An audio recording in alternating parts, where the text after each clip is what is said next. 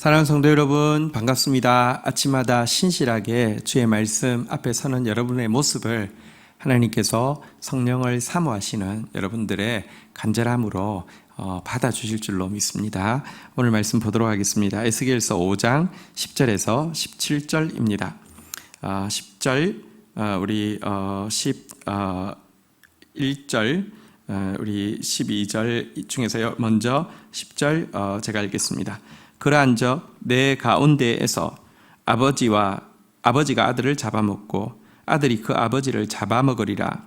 내가 벌을 내게 내리고 너희 중에 남은 자를 다 사방에 흩으리라. 자, 우리 4장에서는 혼자 골방 안에서 행위를 통하여서 이스라엘의 유다에 임할 예루살렘에 임할 심판을 이렇게 그의 행동으로 경험하게 하시고 선포하게 하셨다고 하면 5장에서 이제 그 심판이 이루어지는 구체적인 모습을 이제 말씀하고 있고 또 이유에 대해서도 설명을 하고 있습니다. 하나님께서 왜 예루살렘을 심판하시느냐? 하나님이 사실 유다를 선택하신 것, 이스라엘을 선택하신 것은요, 축복의 본보기로 삼기 위하심입니다. 그리고 축복의 통로로 삼기 위하심입니다. 근데 영어로 하면 모범 사례를 삼아서 칭찬해주고 그 모습을 본받게 하기 위해서 그들을 택하셨다는 것입니다. 그러나 그들이 모범 사례가 아니라 축복의 통로가 아니라 축복의 본보기가 아니라 정말 죄악의 본보기가 되었고요. 오염의 통로가 되었고요. 그래서 사실은 하나님이 그들을 모범 사례로 세워서 칭찬하려고 하시다가 시범 케이스로 만들어서 혹독하게 심판하셔서 세상으로 하여금 축복의 모습을 보고 저렇게 따라해야지 라고 만들려고 했는데요. 거꾸로 저주의 모습을 보고 저렇게는 안 해야지 하게 하기 위해서 심판하신다. 이게 이제 앞의 내용이었는데요. 오늘 10절에 보면 예루살렘이 포위당하고 있을 혹독한 심판의 내용을 이야기합니다. 아버지가 아들을 잡아먹고 또 아들이 아버지를 잡아먹고 남은 자들은 사방에 뿔뿔이 흩어지면서 멸망할 것이라는 것입니다. 너무 잔인한 일이고요. 이 같은 일이 그대로 이루어지게 되었습니다. 죄는 여러분 반드시 대가를 지불하게 하고요. 그 대가는 오늘 보는 바대로 부모가 자식을 잡아먹고 자식이 부모를 잡아먹는 모습입니다. 우리가 자식을 위한답시고 성경과 반대로 행하고 있는 일이 있죠. 그거 사실은요, 자식 위하는 것 같지만 자식 잡아먹고 있는 것이고요. 그렇게 키운 자식이 부모 잡아먹게 만들 것입니다. 하나님 말씀대로 심는 것이 남고요, 열매 맺지 죄악으로 심고 있는 것 겉으로 볼 때 괜찮아 보여도 절대 남지 않습니다. 사방으로 흩어지고 수치를 당하고 멸망할 뿐임을 명심하셔야 되겠습니다. 11절 우리 한번 보도록 하겠습니다. 그러므로 나 여호와가 말하노라. 내가 나의 삶을 두고 맹세하노니 내가 모든 미운 물건과 모든 가증한 일로 내 성소를 더럽혔은즉 나도 너를 아끼지 아니하며 긍휼을 베풀지 아니하고 미약하게 하리니. 자, 여기 보니까 이 재앙에 대해서요, 하나님이 말씀하십니다. 내가 나의 삶을 두고 맹세하노라고. 이 재앙 돌이킬 수 없습니다. 하나님이 당신의 삶을, 살아계심을 두고 이 재앙은 반드시 임한다고 했으니까 임할 수밖에 없습니다. 하나님의 뜻을 돌이키려 하지 마시고요. 우리가 돌이켜 회개하는 것이 빠릅니다. 그들에게 왜 이와 같이 돌이킬 수 없는 심판이 임하게 되었습니까? 여기 보니까 내가 모든 미운 물건과 모든 가증한 일로 내 성소를 더럽혔기 때문이다 라고 이야기하고 있습니다. 여기 미운 물건, 가증한 일, 이것은 우상 숭배를 이야기하죠. 여러분, 성소 안에서 우상 숭배했다는 것입니다. 이게 가능한 일입니까? 얼마든지 가능한 일입니다. 오늘도 예배처에서 또 하나님의 이름을 부르면서도 우상 숭배하는 사람들로 가득 차 있습니다. 모든 종류의 우상 숭배로 가득 차 있습니다. 우상 숭배는 다름이 아니라 탐심이라고 그랬고요. 탐심의 대상은 생각해 보면요, 명확합니다. 교만이고요, 또 그 쾌락이고요, 그 물질이죠. 여러분, 쓸데없는 교만을 위해서 나 좀 세워달라고, 나 좀 높여달라고 예배당 안에서 기도하는 사람, 예배하는 사람, 작정하는 사람, 금식하는 사람 가득 차 있습니다. 여러분, 물질을 위해서 기도하고 예배하고 또 서원하고 간증하는 사람 가득 차 있습니다. 그렇게 내가 유명해졌고 그렇게 돈도 가지고 나면요, 그걸로 만족하고 살 줄 아는데 만족이 안 되거든요.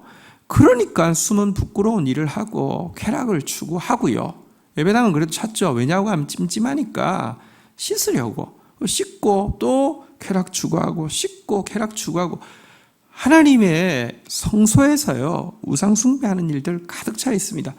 세상 사람들이 하나님 없이 교만을 추구하고 물질을 추구하고 쾌락을 추구하는 것과 신자가 하나님 있는 상태에서 성소에서 교만을 추구하고 쾌락을 추구하고 물질을 추구하는 것, 하나님 보시기에는요 후자가 훨씬 더 악한 것입니다. 다시 이야기합니다.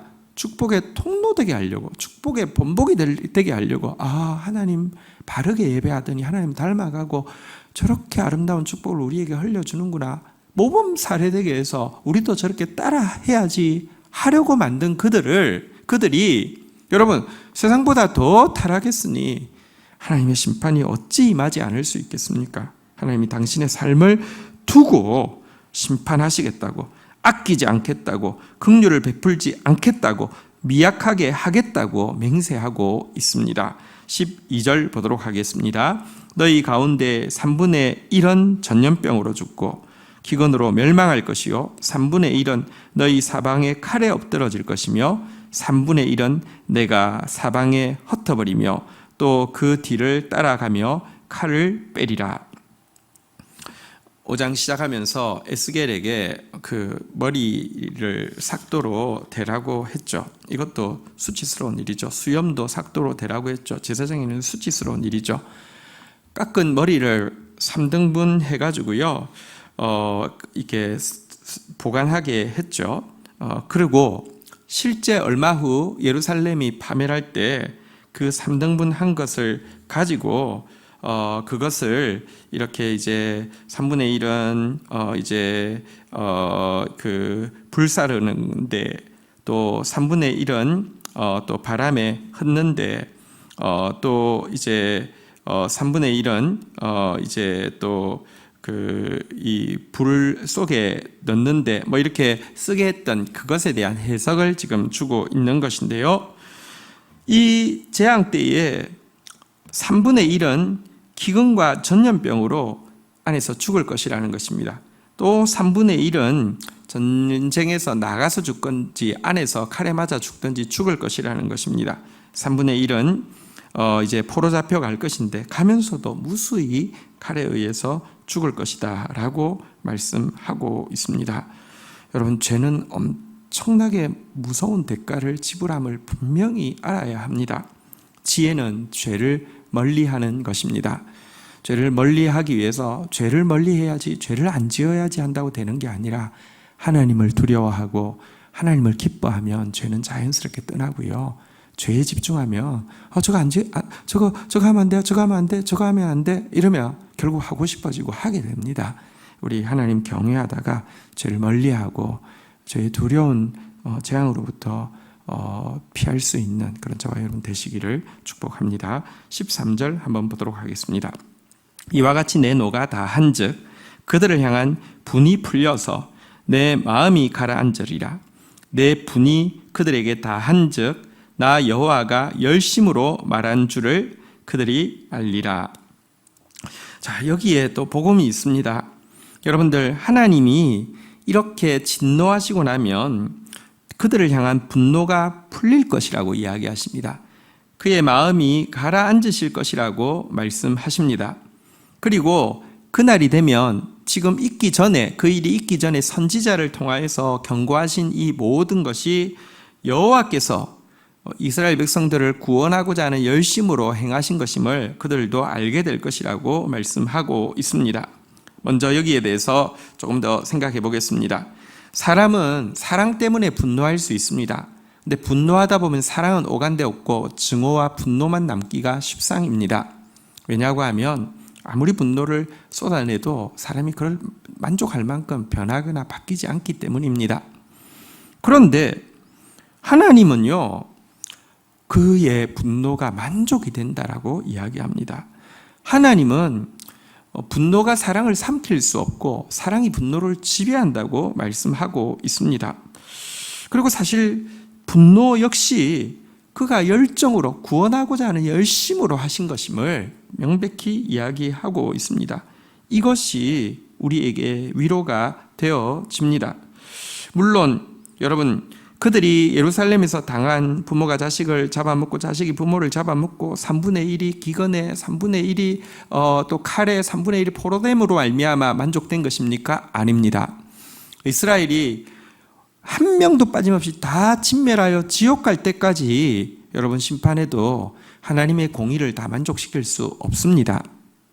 그럼에도 불구하고 그의 분이 풀리고 마음이 가라앉으시는 이유는요, 이스라엘에 받은 징계는 징계의 신용을 받은 것이고요, 사실은 이스라엘의 대표로서 예수 그리스도께서 하나님의 모든 그 쌓인 진노를 대신 지고 죽으셔서 하나님의 공의를 영원히 만족시킬 것이기 때문에 이와 같은 일이 가능한 것입니다. 자, 어쨌든 만족될 거라고 이야기하면서요, 자, 그러나 이 만족되어질 때까지 이스라엘 백성들이 겪을 이 징계에 대해서 다시 한번 말씀합니다. 14절, 우리 15절 교독하겠습니다. 내가 이르되 또 너를 황무하게 하고 너를 둘러싸고 있는 이방인들 중에서 모든 지나가는 자의 목전에 모욕거리가 되게 하리니 내 노와 분과 중한 책망으로 내게 벌을 내린즉 너를 둘러싸고 있는 이방인들에게 내가 수치와 조롱거리가 되고 두려움과 경고가 되리라. 나 여호와의 말이니라. 자, 이스라엘이 받을 혹독한 채찍질에 대해서 다시 말씀드립니다. 여러분, 하나님의 분으로 말미암아 책망으로 말미암아 먼저는 그 땅이 황무지가 될 것이다 라고 이야기하고 있습니다. 우리 때문에 땅이 축복을 받기도 하고요, 우리 때문에 땅이 황무지가 되어질 수도 있습니다. 인간 때문에 지구가 축복을 받기도 하고요, 인간 때문에 지구가 황무지도 되어질 수 있는데요, 죄는 우리의 땅을 황무하게 하는 것이다 이렇게 이야기하고 있습니다. 황무지가 되고요, 또 두 번째는 그 이스라엘 백성들 자체가 모든 이방인들, 모든 지나가는 나그네들에게 모욕거리가 되게 할 것이다 이렇게 말씀하고 있습니다. 죄는 우리를 모욕과 수치와 조롱의 대상으로 바꾸어 놓습니다.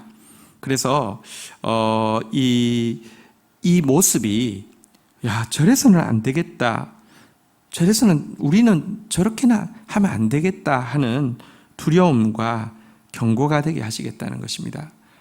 이스라엘을 시범 케이스로 삼아 징계하심으로 말미암아 나머지 사람들이 저러면 안 되겠네, 저러면 안 되겠네, 두려움과 경고가 되게 하시겠다는 것입니다. 자, 이어서 16절, 17절 보도록 하겠습니다. 교독하겠습니다. 내가 멸망하게 하는 기근의 독한 화살을 너희에게 보내되 기근을 더하여 너희가 의뢰하는 양식을 끊을 것이라.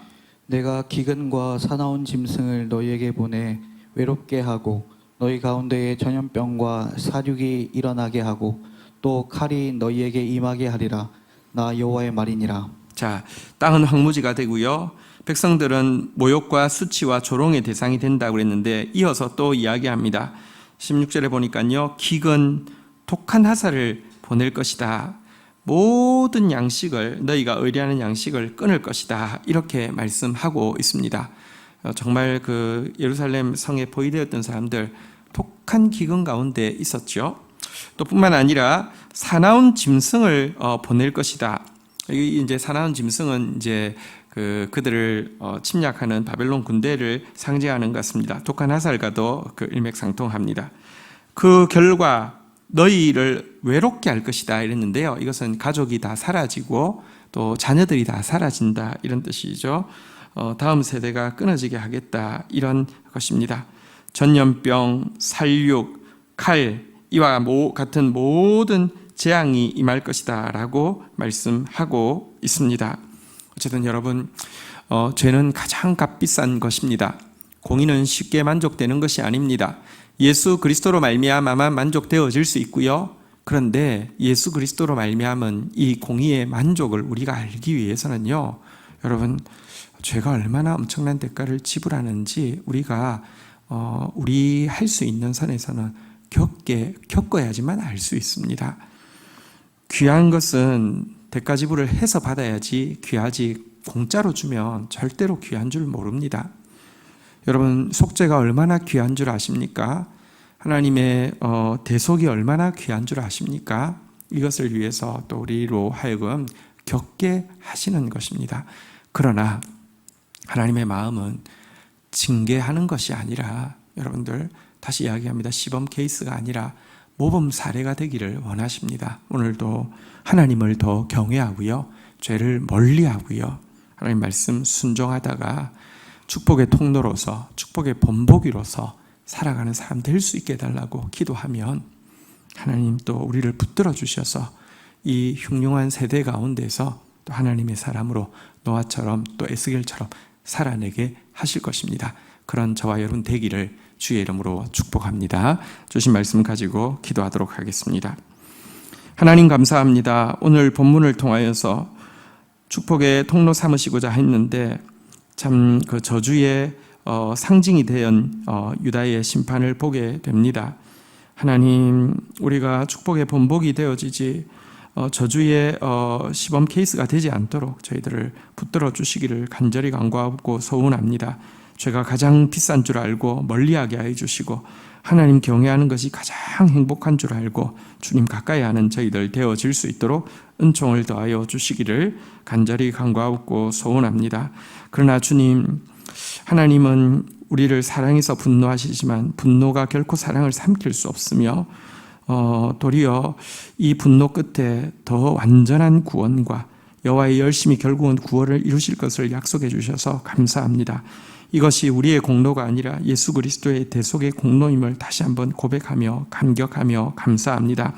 이 때문에 오늘도 저희들이 예수의 공로를 알게 하기 위해서 겪고 있는 작은 징계의 체험들 가운데 원망하고 불평하는 자가 아니라 감격하며 감사하며 달게 순순히 받게 하여 주셔서 회복의 날에 갑절이나 감격하며 갑절이나 찬양하는 주의 백성들 될 수 있도록 은혜를 더하여 주옵소서.